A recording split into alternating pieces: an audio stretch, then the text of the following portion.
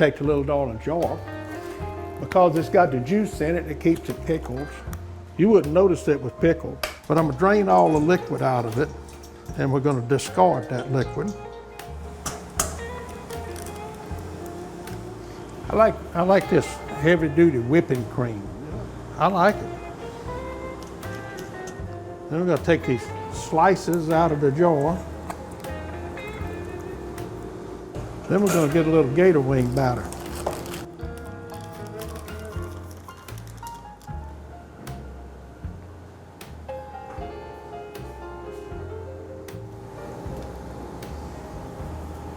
I'm gonna let this sit for a little bit.